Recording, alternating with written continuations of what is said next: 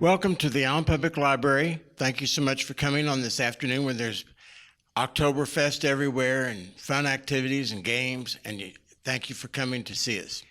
This is the first time in Allen, Texas, ever, that we've ever had a chair of a federal agency come to address our patrons. This is an inaugural event, so I'm so glad you're here today.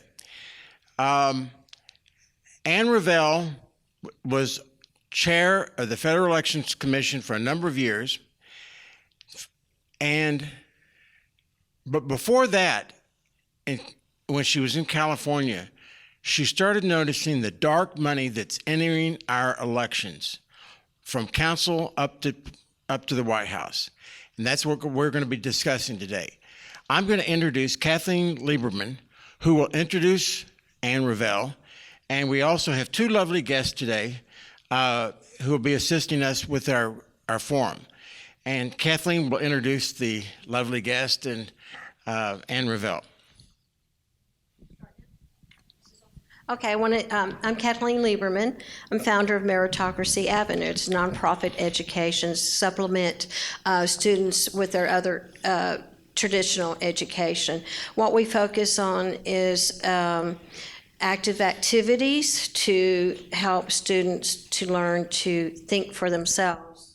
We don't teach conclusions. We simply teach them how to articulate and how to discover their own conclusions. So we have two students with Meritocracy today, and this is Olivia Pierce, and then this is Carrie Reagan.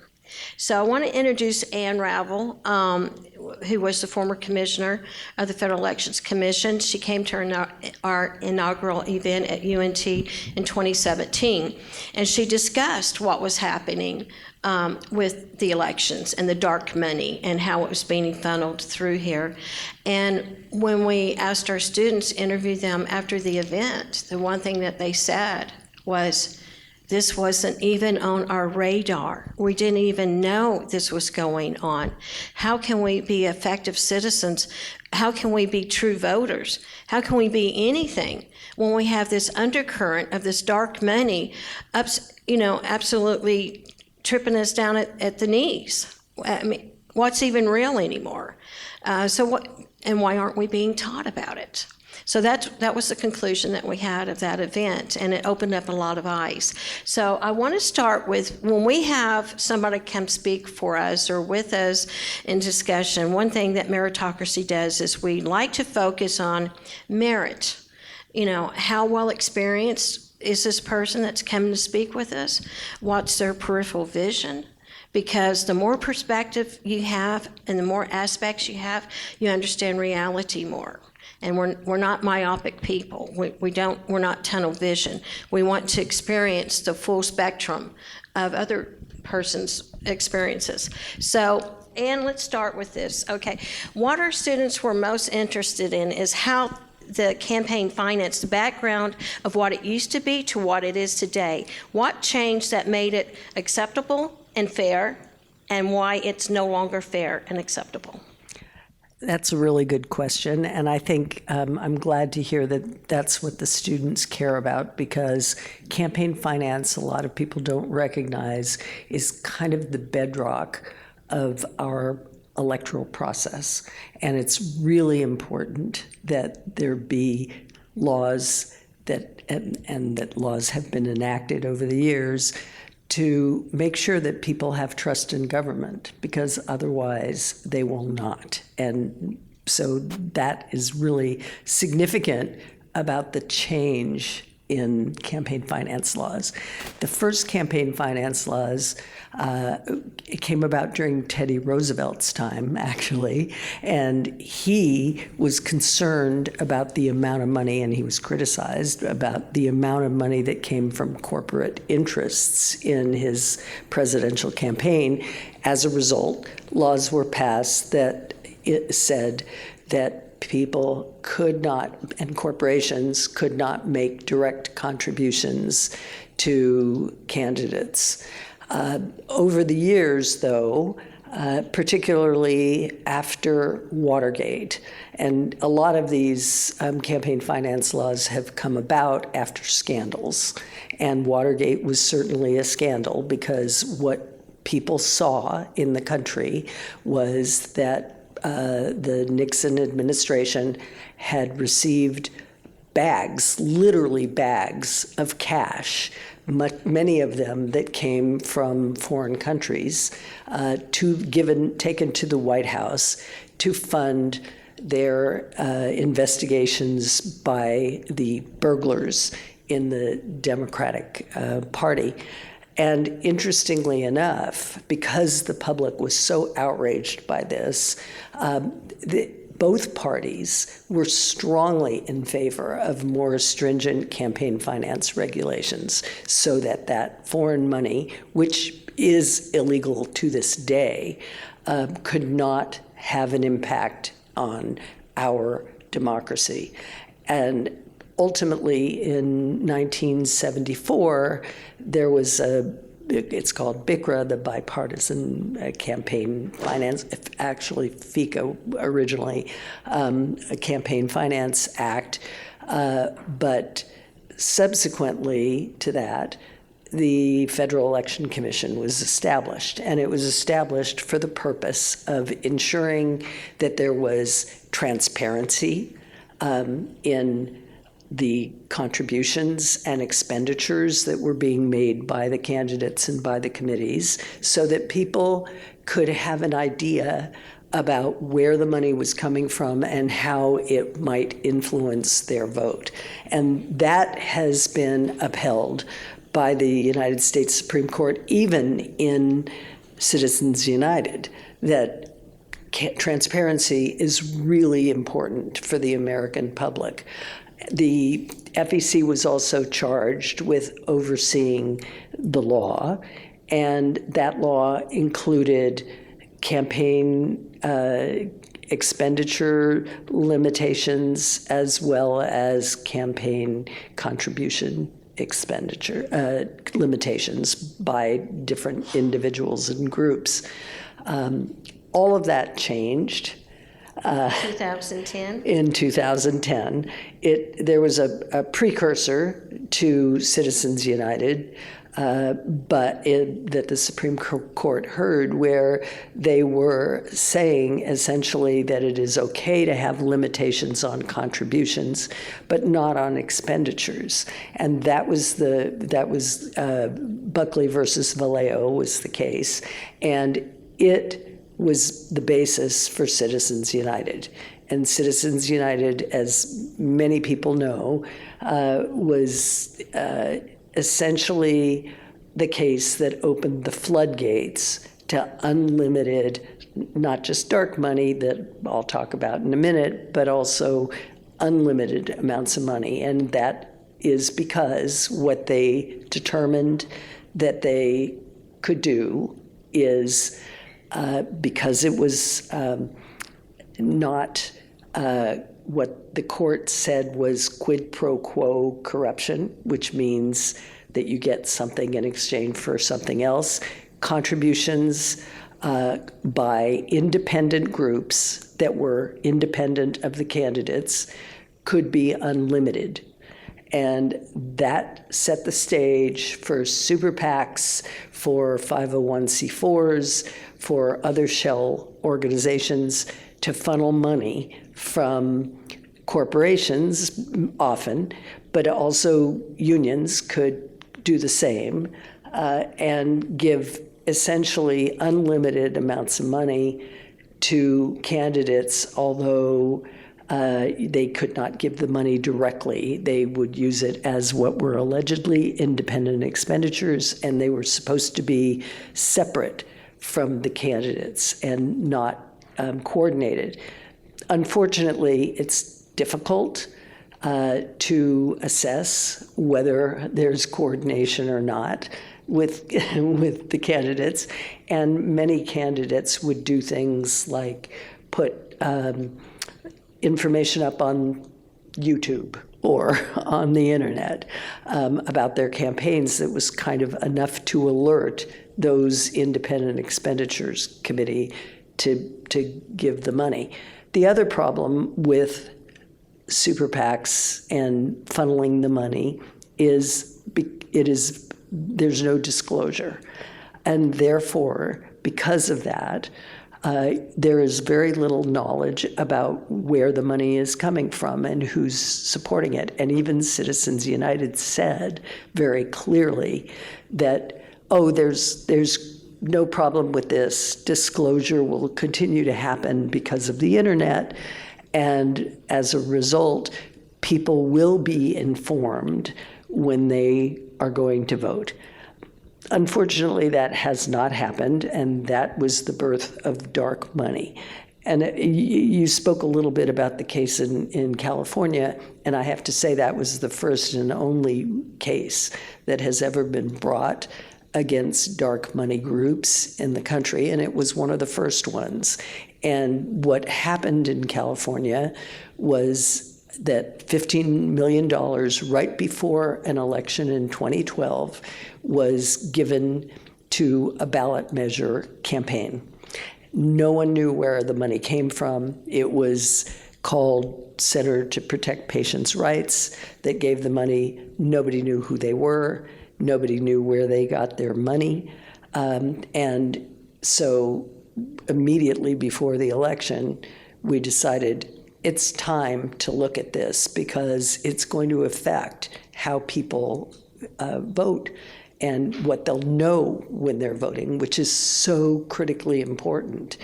And ultimately, not only did they have to pay $1 million fine to what I called money laundering at the time, because the money, a lot of it came originally from California residents, got funneled through a number of different 501c4 nonprofits, and including all over the country, and then funneled back into the election in California. And the issue really was no one knew. It was dark money, and that was the beginning of information about dark money and when people started thinking about the problem. Because for people to really be able to vote and understand who's trying to influence the election is really a significant part of our democratic process. I'd like to ask, how much money do you guess, and I know it's hard to put a penny on, is coming from outside the United States, and how's it getting here? Well, we know that there was in 2016 an enormous amount of Russian money that came into the election. But what they did with that money was to pay for ads on Facebook mostly, but also to pay for individuals in the United States who would carry the things that they wanted to be posted on Facebook or Facebook ads. So they spent a large amount of money, probably in the millions. What we know now is there's money from Iran, there's money from China. You don't know specifically how much, but most of the analysts believe that it's in the hundreds of millions of dollars that's coming into U.S. elections. Just to follow up, I'm starting to notice even in Texas, on the city council races around Texas, state assembly, state senators, that this dark money is coming in. Do you care to comment on that? That is something that a lot of people don't recognize, that it's only for Congress or senatorial races or for the presidential races. But in fact, a lot of money is coming in to state and local races and also to judicial races. It is a huge issue that is both American citizens who are funneling that money through PACs and that ultimately get to advertising. Mostly the money is being used for advertising, whether it be on TV or online or the mailers that get sent out. But there's an enormous amount that's spent locally now because I think people are understanding that local, state, and other offices that are county offices, for example, that have some impact and ultimately will have impact throughout the country. When, excuse me, when Citizens United was first coming into play, they used it on First Amendment and freedom of speech. Do you feel that that has been the case, or do you feel that it has opened kind of a Pandora's box into what we're seeing in today's elections and candidates?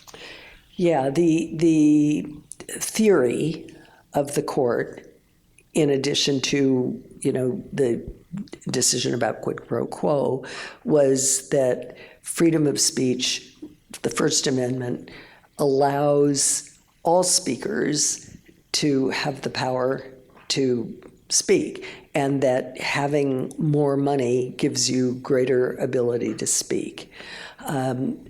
Personally, I think that is actually what is causing a lot of the divisions in our country, and it's causing a lot of people to be unable to actually have a voice in our government and in our voting. And it's commonly known, or maybe it's not commonly known, but it's commonly known that a lot of young people do not vote.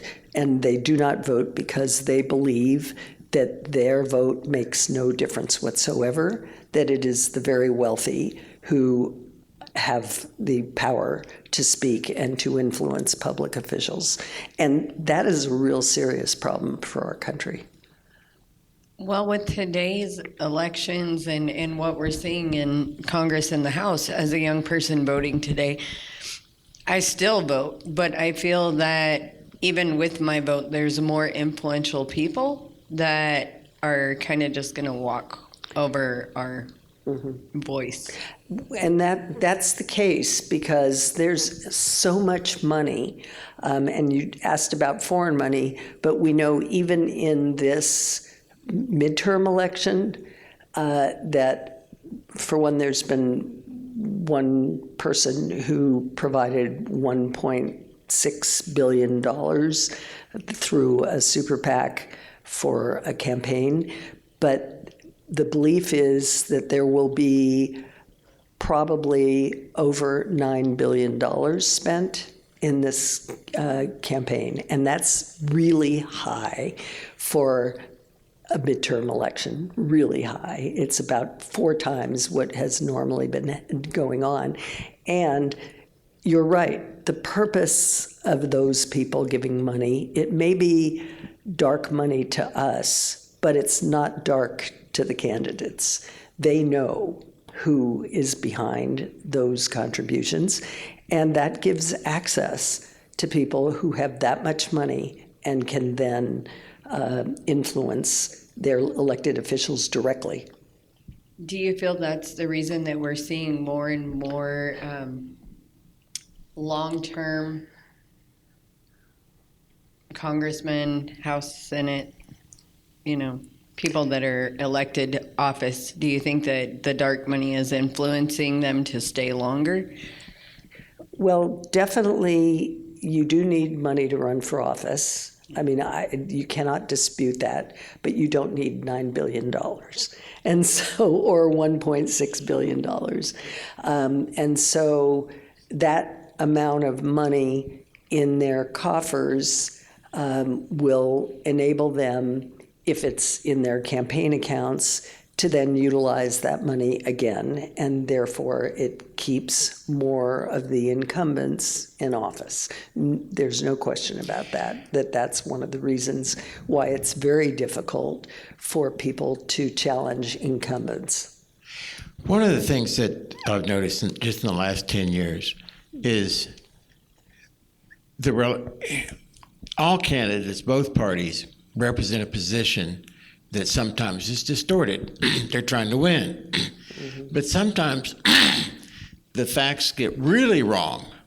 And so when you look to see who paid for the ad, it's some generic company that has nothing to do with the campaign. That's what's scary. For example, I remembered in 2016, about a week before the election, there was an ad on Facebook that said the Pope has endorsed a certain candidate. And I've never known the Pope to endorse anybody. And I mean, in any country ever. So I looked to see who was paying for this ad, and it was some fictitious, generic ABC Corporation, Citizens for Rights, and so forth. Comment on that? That's the super PACs. That's the PACs that are utilizing names that will not have any resonance to people, so you have no idea who's really behind them either. And many of them, I mean, it's like, to go back to what I like to say about the first case ever against them, the Center to Protect Patients' Rights. Center to Protect Patients' Rights didn't protect any patients, and they didn't protect anybody's rights, period. And the same is true for all those other names that they come up with that are made to look like influential groups, but it really is just a 501c4 or a PAC that's with people who are not actually doing what they say they're doing.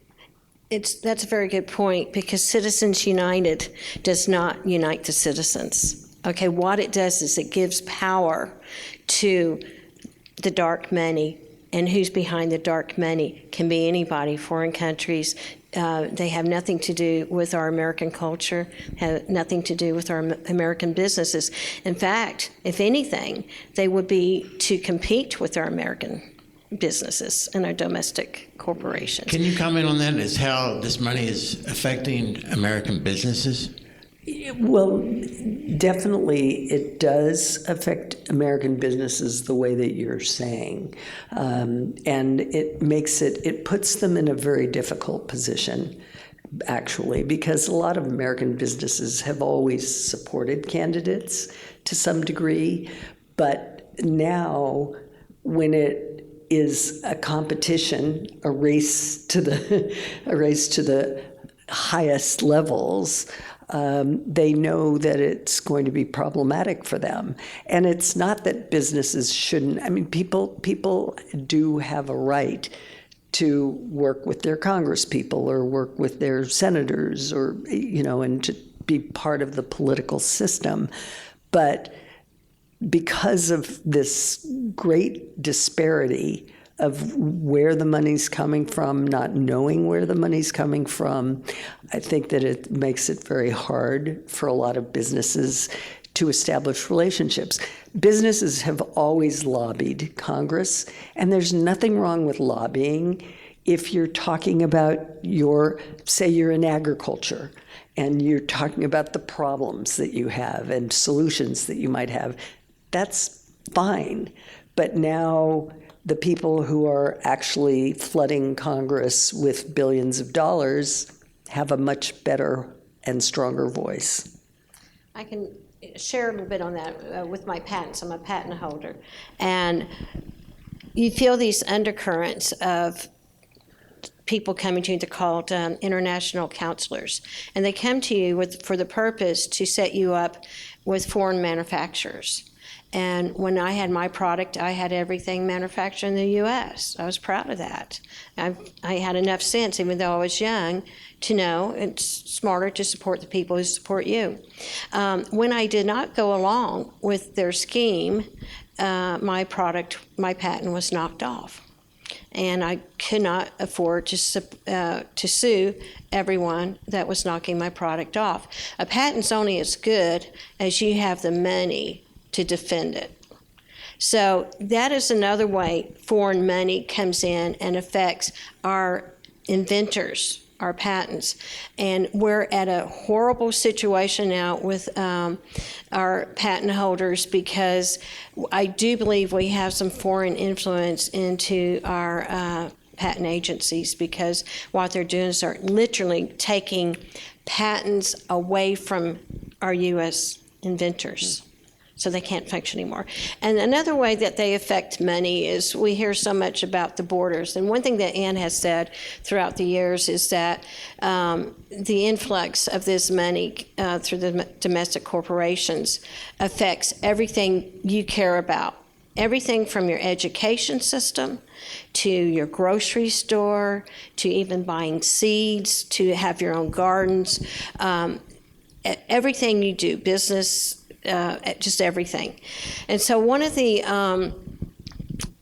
things that's happening today is at the border, everybody says, oh, we need to put the border, border control up and this and that. But they don't understand what the problem really is. The problem is foreign money coming in and paying agents or U.S.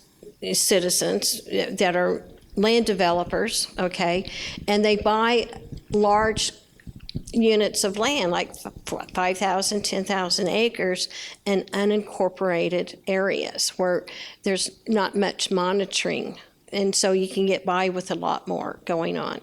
And then they send out Spanish written literature to Mexico, Colombia, and Guatemala, all these different Latin areas, and say, come to Texas, come to the border, and we will finance a home for you. Okay, so those people, they're sweet people. There's nothing wrong with these immigrants. They believe they're coming here to work and to be part of a great system. So they come here, they spend all their money to get here, and they get into the grasp of these developers, and they fleece them for every penny they have. They say, okay, here's your house, you move in, give us all of your money, $500,000, $600,000, whatever you have. And they don't understand the contract that they're signing. So in 30 or 90 days, they're being foreclosed on. Now they have no place to go. So what happens? Prostitution, drugs, they're used for all kinds of different things. So that's another area that foreign money is, because these developers are getting money through foreign entities. They're huge. Miss Kathleen, would you like to kind of expand on how it's influencing our colleges and our education system? What they will do is annex themselves into these existing areas. And now we have the Tyler laws where we have to provide education. So now who's being taxed to pay for this education for this new influx of people coming in? That's your property owners. And many of them have been in their homes for, their ancestral. I mean, they inherited their homes from their parents. They've been there their whole entire lives, and now they're being taxed out of being able to afford to live there anymore, because you have public improvement districts, and they get rezoning, and so the burden is now on the existing property owners. So this kind of dovetails to some of the issues that I think are important for people to know. Is, as I mentioned and has been said, I was chair and vice chair and commissioner of the Federal Election Commission, which is a really important agency, and it was started just for those reasons that I mentioned to you, to make sure that the laws are followed and that elections are free and fair. But the Federal Election Commission, unfortunately, for the last 10 years or so, has been extremely divided. There are 6 members. And no more than 3 can be of one political party, and they requires for taking just about any action 4 votes. Over the last 10 years, the commission has been so divided that it has been impossible to get 4 votes to do anything, although, for example, in the last year, the commission did get 4 votes to say that on ballot measures, it was perfectly okay to have foreign money coming in.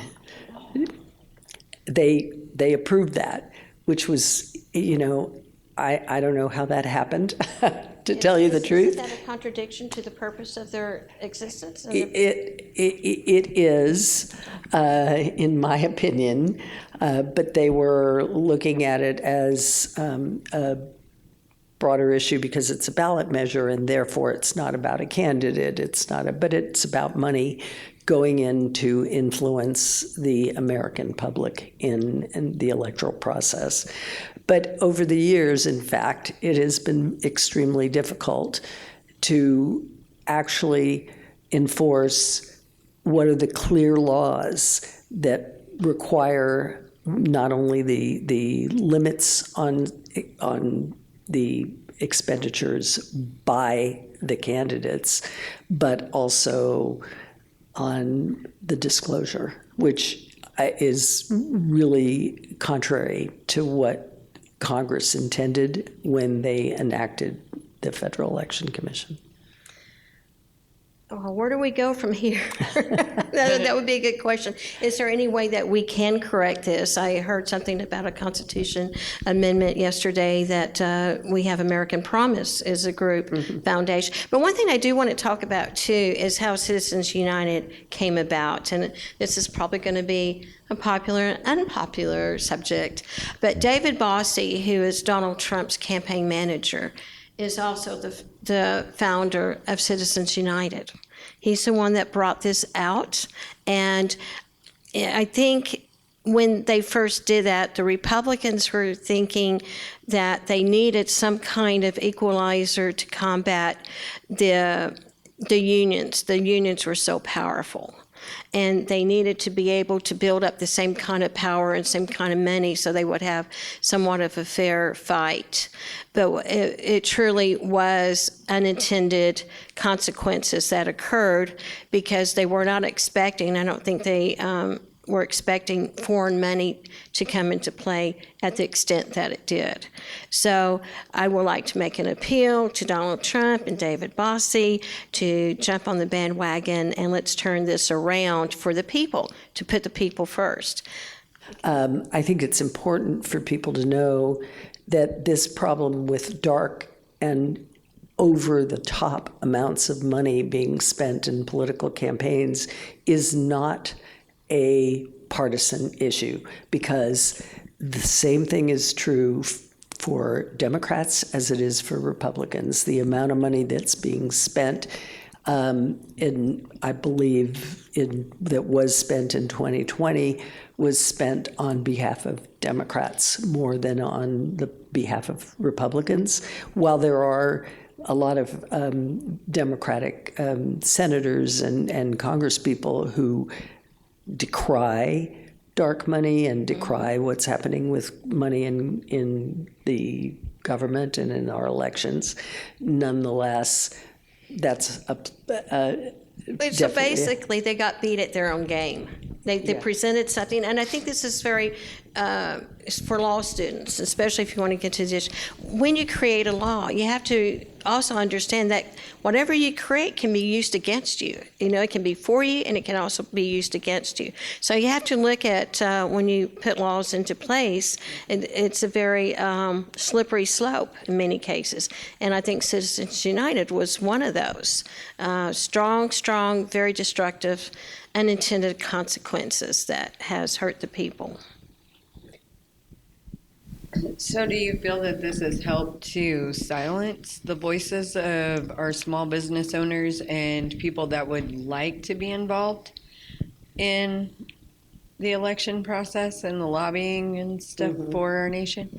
It probably has. I mean, I don't know for certain, of course, but I do think that it has had a great impact on small business owners because they do not have the ability to have that kind of influence.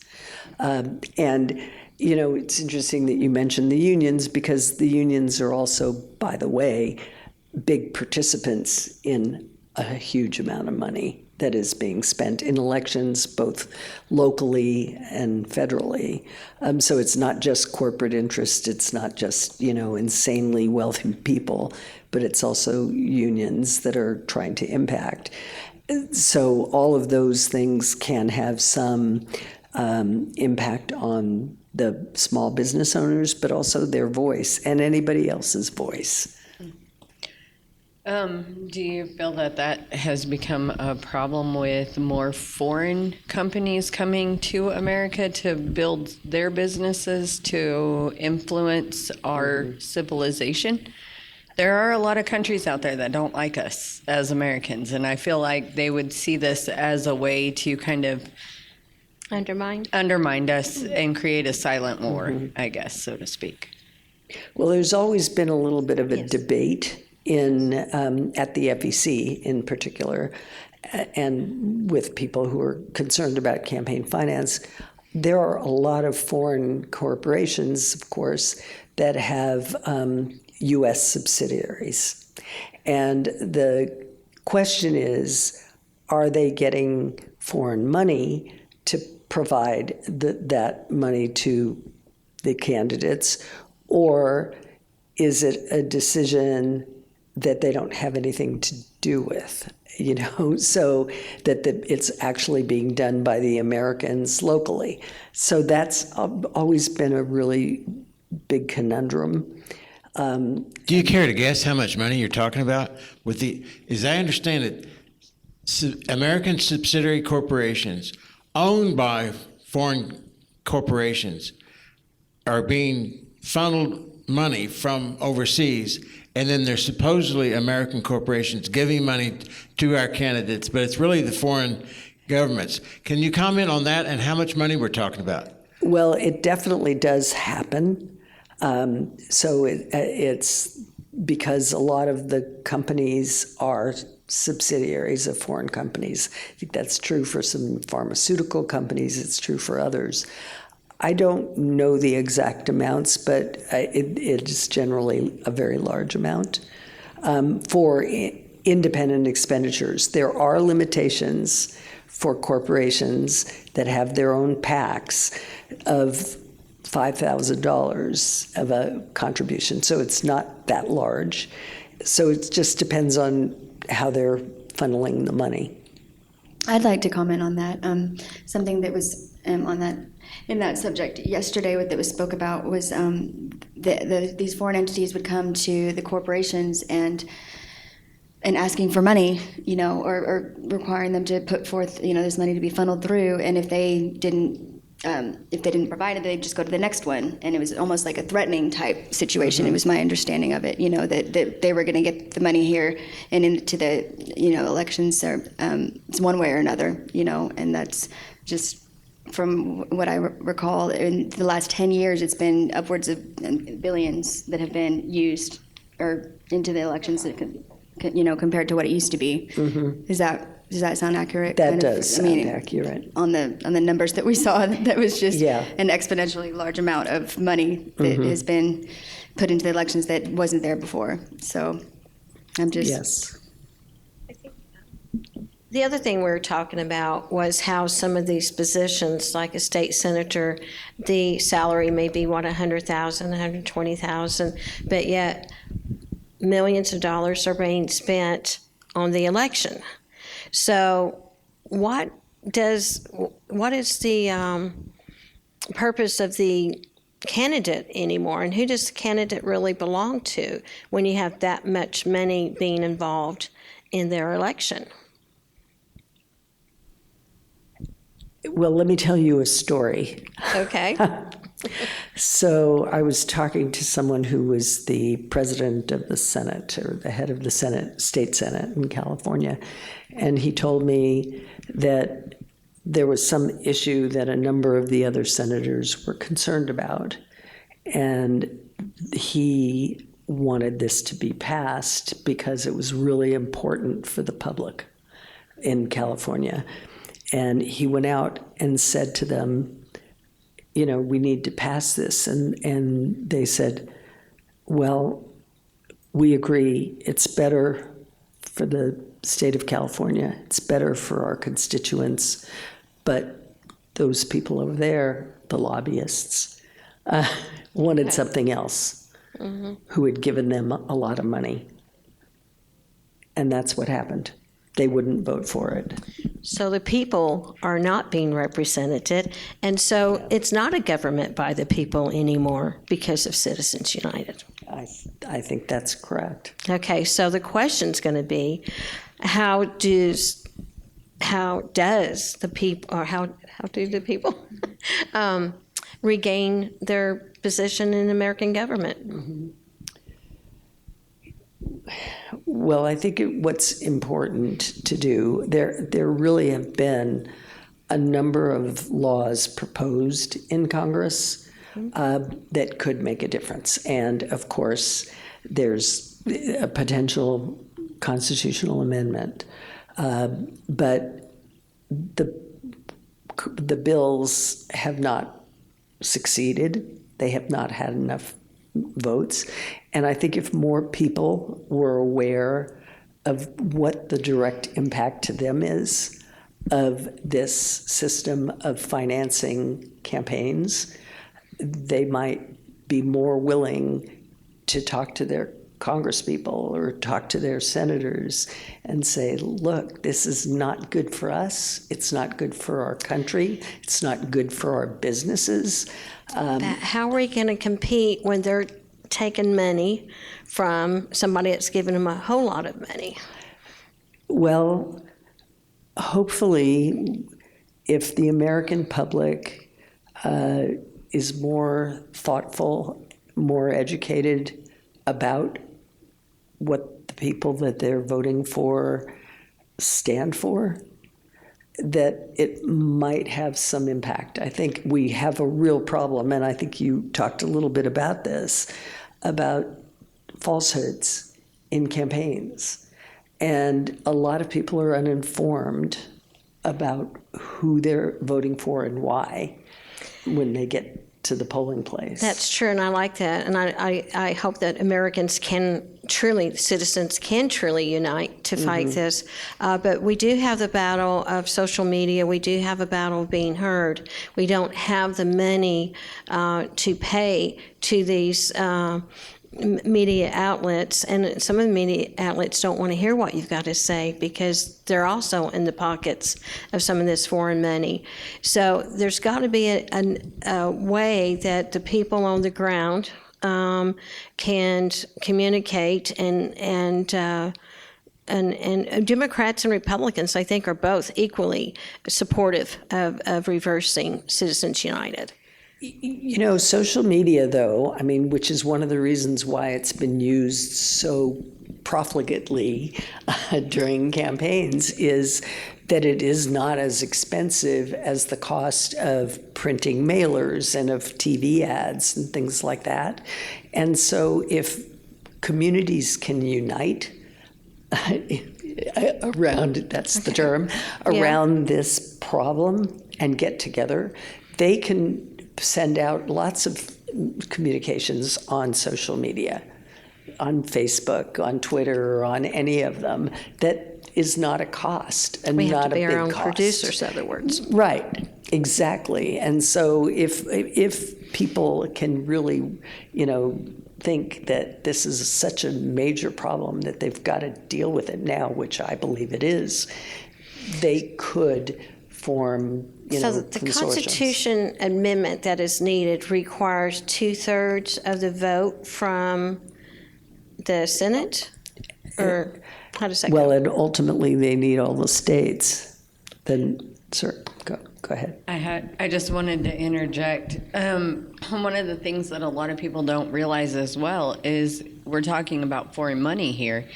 Twitter, Facebook, most of our media platforms are owned by foreign entities. They are not owned and American made. That's why they put us in Facebook jail. Yeah. That's how they silence us whenever we start to speak out against them as the public, because they have the money, the influence, and the power to corrupt all of these different things. Well, you can still use email. Email is a lot more private, you know. I don't know where we can get email lists, but there's other ways. You don't have to be so public to be targeted. But the messages. I don't think Facebook is foreign owned. It's owned by the real owner is Mark Zuckerberg.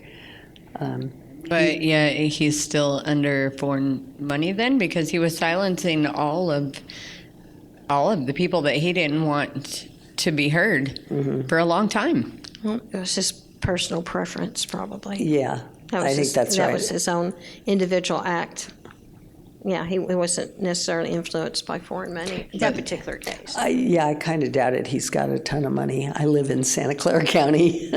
But it did silence the public. There again, It's- with money and power coming into play and influence, it silenced the smaller people Possible. on the platform. Any questions from the audience? Okay, we got a bunch back here. While I'm heading down there, y'all can say whatever you wanted to say, because it's going to take me a while to get down there. I'm really glad you guys brought this subject up, because I think at the end, it is people like Mark Zuckerberg that those of us on the other side of the fence really question. You know, the Zuckerbucks and the $400 million that he contributed to actually change the election process in 6 states probably made a big difference in the election results during the last election. And the way he changed that process, of course, was to go into those local areas with key operatives and money and to get those centers to get on the ground voting in the name of COVID. But I wish you'd talk more about that, because, you know, $400 million is quite a bit of money for one individual. And I don't know that it is a personal preference item on his part. I think it's a prejudice. You know, if we put those people in power, they have a right to let both of us speak and let the people decide what the results of that are. It gets really muddy, whatever word you might say, when they cast their opinion or prohibit others from speaking their opinion. And that seemed to happen a lot in the last election, particularly because a lot of ads were silenced. People were silenced. Some of you probably been put in Facebook jail simply for the reason that they wanted their opinion to triumph and other people not to hear the true story about some of the COVID issues that were brought up. They wanted COVID to exist as long as it served their purpose. I don't know what the new tool will be during this election. I'm looking forward to seeing what that might be. But I wish you'd say a little bit more about the Zuckerbucks, if you can, and how they influenced the last election.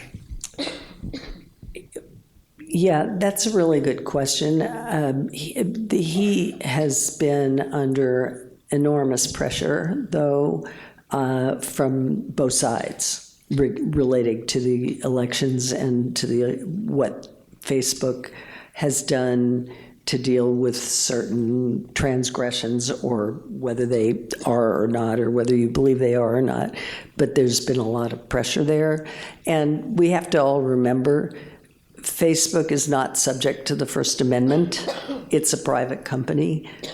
He can do what he wants. He can provide his opinions and make rules on his platform if he wants. So that's part of the issue that we're dealing with, because there's different concerns certainly about Facebook, without any question, but many of the other platforms as well.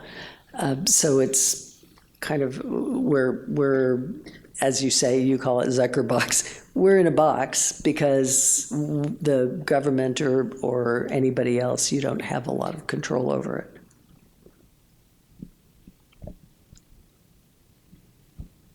My response to that would simply be, you know, the Zuckerbucks, if the way I understand that process, went into local states, maybe the key battleground states, and organized on-the-ground voting and at-home voting and things like that. That was part of the democratic process that we as citizens should have intervened on and said that's not going to be allowed.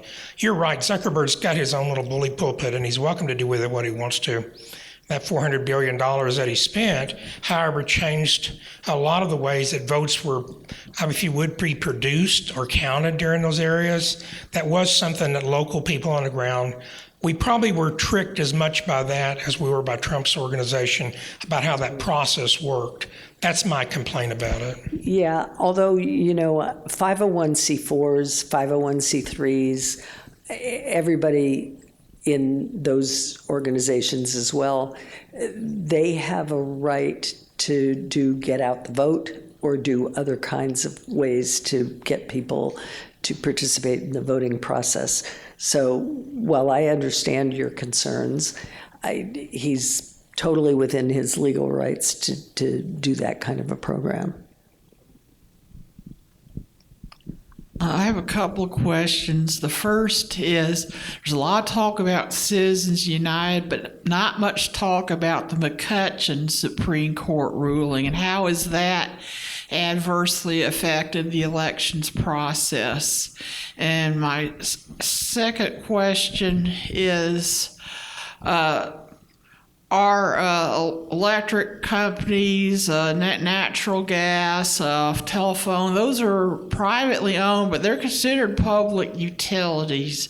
And I really do think ISPs and social media platforms, video platforms really should be public utilities, because an individual or a group of individuals or just workers or retirees can't create a platform on their own. If that was possible, that argument might hold water, but it really isn't. Yeah.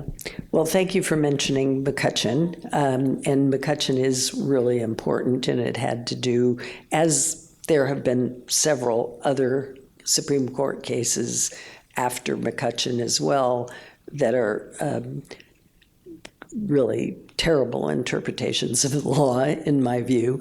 And McCutcheon is a problem because it talks about bundling and how much people can spend beyond in lots of different places. And that also has a huge impact on the electoral process, and was, as far as I'm concerned, the downhill slide of all the Supreme Court decisions starting from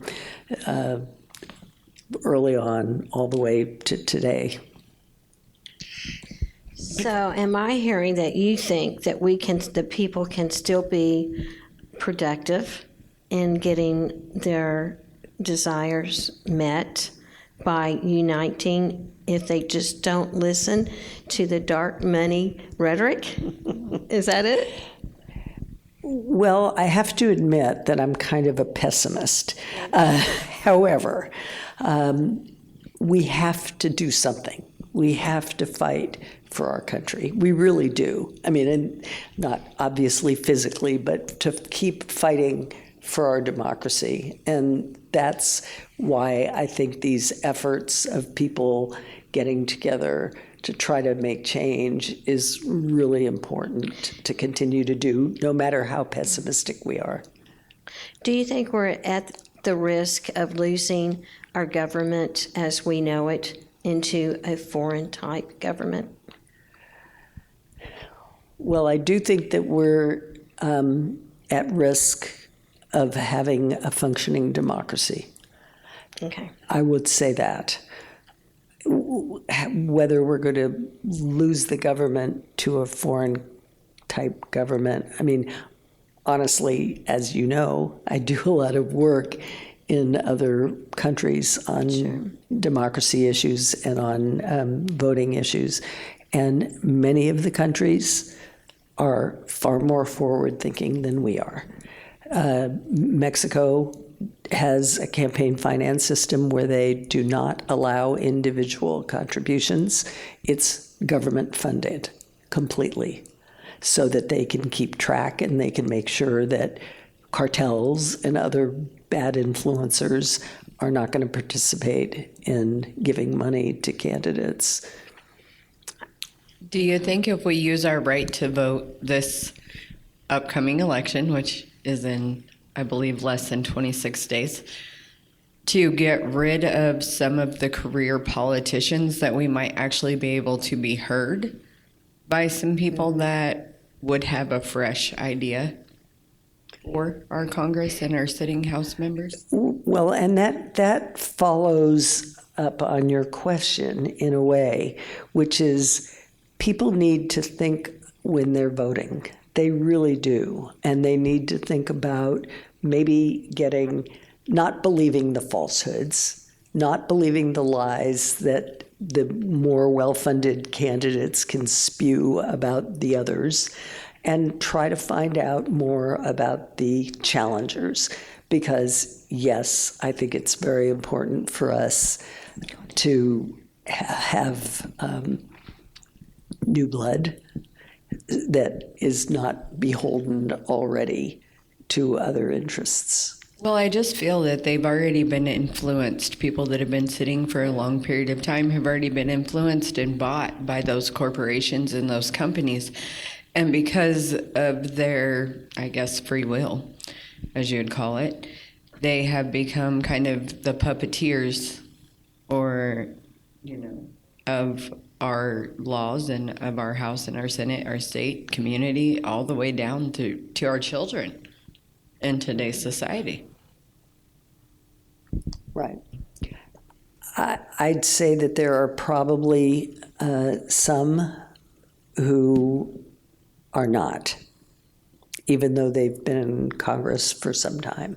There are some who have ethical behavior and care about the people, but there are others who are definitely purchased.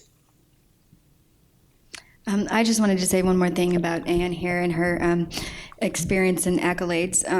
She served as an elected governor on the Board of Governors of the State Bar of California and of the Judicial Council of California, and chair of the Commission on Judicial Nominees Evaluation. She received the Professional Woman of Achievement Award from the San Jose Mercury News and the Commission on the Status of Women in 1980, the Elizabeth Ent Award for her contributions to law and justice in 1995, and the Circle of Service Achievement Award from the California State Association of Counties in 2004. In 2007, the State Bar of California recognized her contributions to public service, naming her Public Attorney of the Year. In 2014, she was named as California Attorney of the Year by the California Lawyer magazine and her contributions to government law. Also, she was appointed by Obama into the FEC. So. I was going to say that Pretty amazing. one of the most important credentials she has, she's a law professor at the University of California, Berkeley, which leads me to my last question, and then we'll try to everybody on the panel will get one last question, then she's got to get to the airport. As a law professor, you're well versed. One of the beauties of our system is the nuance of the law. And yet I'm personally concerned about foreign money controlling the nuance of the law. Can you comment on that? There's no question that foreign money will have that impact on the law. And that's one of the reasons why it's illegal for foreigners to contribute in American elections, because they do not have citizenship here. They do not have the interests of the country, in their contributions. That's why they cannot contribute. And so, yes, that is absolutely right, that it will have an impact, could have an impact, because they're impacting those who are the legislators.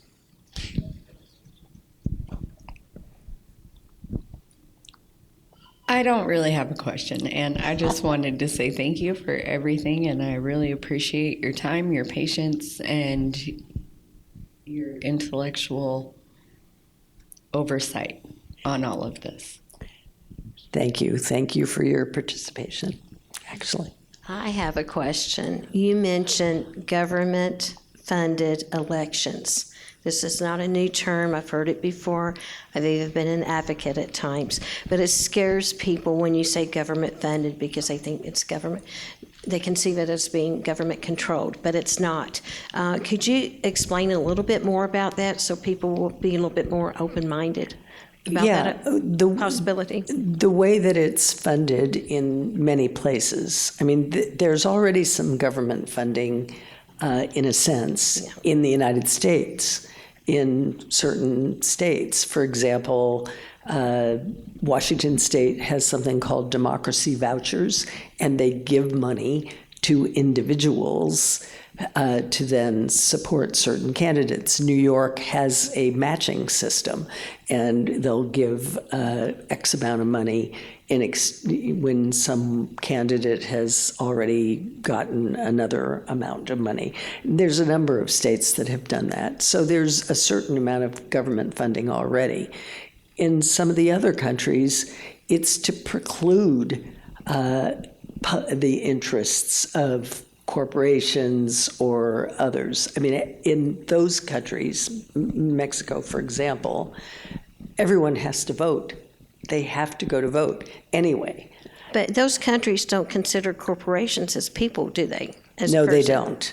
Okay, so the corporations don't get a vote. It's one vote per person. person. And that's what we're missing out right now, is that for corporations to be considered a person when it's the people that make up the corporation. So you have the people out there voting for their interests, and the corporation can go out there and promote their interests and control the candidate that works against the people. So I like that idea. I'm not for sure it's such a bad idea. I would just like to ask about the voter fraud. You know, how can we? I mean, it seems to have been proven or pretty evident that there was some form of voter fraud in this last election. I mean, that seems to be a pretty significant issue. So, I mean, I'm sure that, I don't know if. I think that there's always a question, in particular, about the machines and whether there's been hacking or something like that. Although I don't think that there was evidence of extensive voter fraud in the past elections. Yes, there could be some irregularities, without doubt, but it's not fraud such as what has been argued existed. And in fact, what I think is important for the United States to deal with those allegations is, and this is, I'll tell a story about Brazil, where I observed a local election, and they're headed up by courts, by the electoral courts, and those judges went to elementary school in this local area, talked to all the kids about the election, and it was actually elementary through high school. And then the kids got an opportunity to vote, and they kept their votes. And the day before the election, they have also voting machines in Brazil, electoral machines, and they had auditors who were lawyers from a town nearby, and the young people all went in, voted on the machines with their own pieces of paper in front of them. And there were a lot of press there, by the way, also. And it turned out that 99% of the votes that they had done on their paper were exactly the same what came out of the machines. And because this was demonstrated on TV in advance of the election itself was never questioned. Yeah. And people 100% voted in that election. Yeah. Ms. Bradwell, if we were at the courthouse and you were going to make your closing argument, what would that be? Well, it's not so much an argument, it's a plea more than an argument. Okay. It is, once again, and I appreciate the questions from the audience, and I really think that people need to let others know, and they themselves to be very concerned about the problems that we're having now because of the extent of overwhelming amounts of money in our electoral process. And so I do hope, and I like to see that there's bipartisan support for this, because it should be bipartisan support. It's not, one party or another. We as Americans should be so worried and should work together with everybody else to try to make sure that money is not dominating what happens in our country. Can I interject a Yes, little you bit? may. One of the things that I think we need to stop doing is saying this side of the aisle or that side of the aisle. What I think we need to do is bring it back to the people and talk about the Constitution. One of the things that we're forgetting in all of this, and I've seen a lot of it happen throughout this year, is that people, grassroots people, the actual people that are, working citizens of the country, are all pretty united in the fact of the Constitution. Where I'm seeing that being divided is in the House and the Senate. To follow up on the plea, we do have a foundation now that's headed up by Jeff Clements, an attorney in New England, called American Promise. And if you can look him up, and they have a website, and they're looking for volunteers to do exactly this. So look that up, American Promise with Jeff Clements. Thank you. Ann Ravel, thank you. Allen Public Library, thank you.